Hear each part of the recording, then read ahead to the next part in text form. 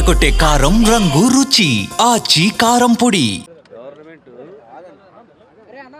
బాధ్యత మర్చిపోయి మంచి అవకాశం ఇచ్చింది ప్రజలు.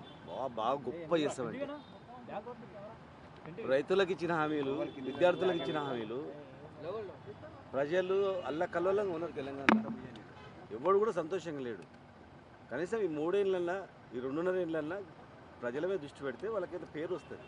ఏంది సిట్ ఏంది, పిట్ ఏంది, అది ఏం చేసినని ఫోన్ ట్యాపింగ్కి ఏం క్రైటీరియాకి ఏం సంబంధం ఉంటుంది? గవర్నమెంట్లో ఒక ఇంటెలిజెన్స్ వాళ్ళ పనులు చేస్తుంటారు. ఇప్పుడు చేస్తలేదా? ఫోన్ ట్యాపింగ్ అయితే లేదా? మంత్రులు అంటలేరా? ఎమ్మెల్యేలు అంటలేరా? ఇవన్నీ కూడా బొగ్గు గనులది బయటికి రావడము, బొగ్గుది. తర్వాత మంత్రుల పంచాయతీ అట్లా కోమటిరెడ్డి గారు అలగడం, బట్టి గారు నేను ఉంటానా పోతానా ఏంది అని చెప్పడము, గవర్నమెంట్ పడగొట్టాలని వాళ్ళే పడగొట్టడానికి ప్రయత్నం చేస్తుంటే దాని నుంచి బయటపడడానికి డైవర్షన్ స్కీమ్ ఇదంతా. ఏం లేదు, చిన్న చిల్లిగా కూడా ఏం లేదు. కార్ రేజింగ్ అని వచ్చిందా?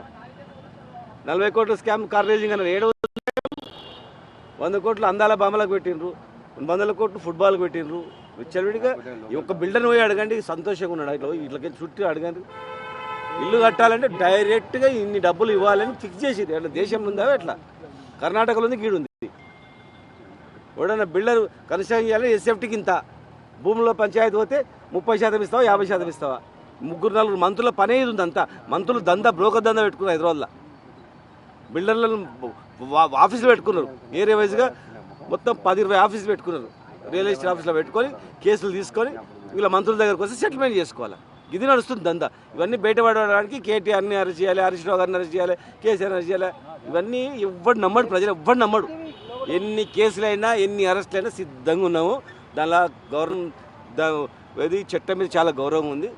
ఎదుర్కొంటాం, డైరెక్ట్ ఎదుర్కొంటాం. ఇది పద్ధతి కాదు. ఇది మీడియాలు కూడా చెప్పాలా, హామీల మీద దృష్టి పెట్టాలని చెప్పాలి. ఇవన్నీ ఏంది, ఒకరు ఐఏఎస్లను లాగుతారు, అధికారులను లాగుతారు, వాళ్ళ మీద కోపం మీద జర్నలిస్టులను కేసులు పెడతారు, వీళ్ళ మీద కేసు అందరిని లాగుతారు. అందరినీ మలినం చేస్తారు. తెలంగాణలో ఎవడన్నా రావాలి, పెట్టుబడి పెట్టాలంటే అనేటట్లే చేస్తారు. అంతా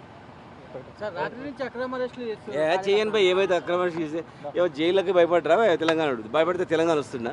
ఇది తెలంగాణ అందరిది అని చెప్పి అందరిని కడుపులో పెట్టుకొని బతకాలని చెప్పి అందరికీ ఒక బతుకు తెరువు చూపాల తెలంగాణ అనేది మా ఉద్దేశం. అది అన్ని ప్రాంతాలు ఎక్కడ తిండి లేకుండా ఈడొచ్చి బతకట్టట్టు చేయాలనేది. ఇవాళ తెలంగాణలో అంటేనే చేయాలంటే చేస్తారు. వీళ్ళంతా ఇక్కడ ఆఫీసర్లు పనిచేయాలనేది ఉంది. అందరికి కూడా రాజకీయంలో ఎవరైనా రావాలంటే కూడా గిట్లుంటాయి అనేటట్లు వ్యవహారం అంతా. ఇప్పటికైనా ప్రభుత్వం కళ్ళు తెరవాలి. కళ్ళు తెరిచి పరిపాలన మీద దృష్టి పెట్టండి. ఇంత పేరు ఉంటుంది. లేకపోతే చరిత్రలో ఈ ప్రభుత్వం మళ్ళీ 10-20 ఏళ్ళు కూడా ఎవరు దగ్గర కూడా రానియరు. మీరు 42% రిజర్వేషన్ ఇవ్వండి. మున్సిపల్ రిజర్వేషన్, మున్సిపల్ బీసీలు గొడవ చేస్తారని ఇవన్నీ డ్రామా. బీసీలకు రిజర్వేషన్ ఇవ్వండి, బీసీలకు మంత్రి పదవులు ఇవ్వండి, కార్పొరేషన్ చైర్మన్లు ఇవ్వండి, జెండా మోషన్లకు పదవులు ఇవ్వండి.